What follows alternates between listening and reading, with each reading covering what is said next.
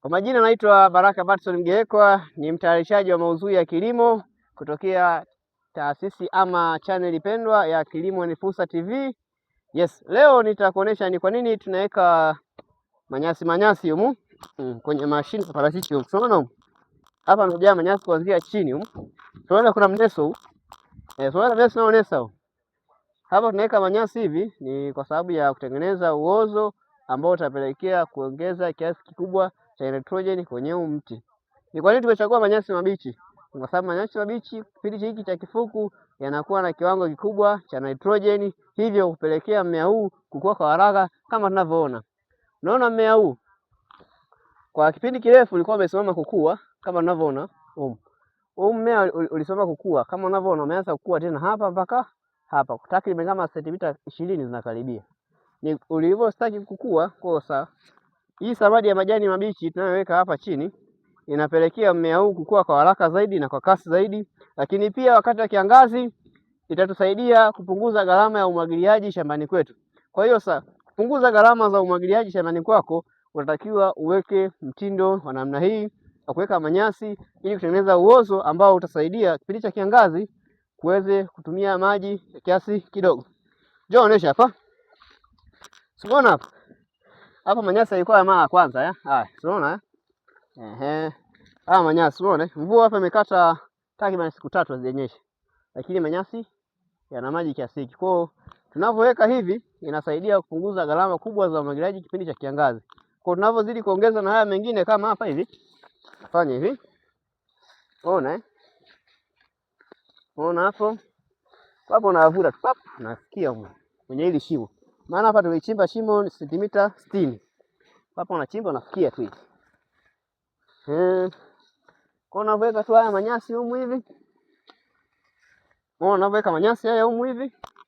Yanapelekea sasa kutunza unyevu kwenye hili shamba kwa kipindi cha muda mrefu. Kwa hiyo sasa haya manyasi mimi kwangu ni fursa. Ndio maana nimeweka hivi. Kwa hiyo nakushauri mkulima usitumie tena Roundup au Parafosi kuua magugu shambani katika shamba la parachichi, bali atumie hao majani kuweka iwe ni mbolea au iwe kianzio cha umwagiliaji wa maji kipindi cha kiangazi kwa kutumia njia ya mulching. Tunapofanya hivi, unapotengeneza uozo huu ni sawa unaposema nimewekea nyasi kwenye kishina. Njia ile kitaalamu inaitwa mulching. Kwa ile njia ya mulching na hii inafanana. Kwa hiyo sasa kutokana na hii njia tunayotumia hii hapa, kipindi cha kiangazi itatumia maji kiwango kidogo sana.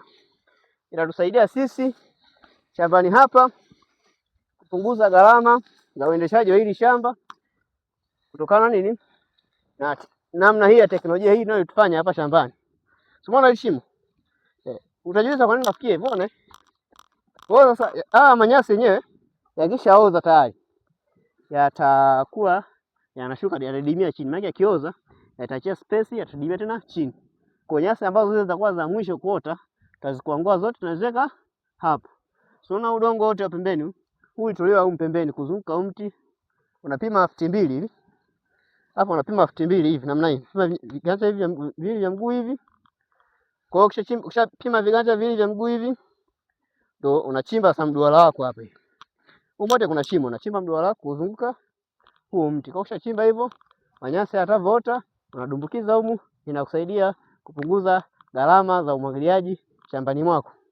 Na utajiuliza ni kwa nini miti hii ilisimama kukua? Ni kutokana na kuwa na uhaba kidogo wa kifedha wa kumwagilia hii miti. Kwa sababu tumetumia teknolojia hii ili kuweza kuimudu wakati wa kiangazi kumwagilia vizuri ama kuweza kuidumia vizuri wakati wa kiangazi. Asanteni sana, ni mimi yule Baraka Batson kutokea Kilimo ni Fursa TV. Bye.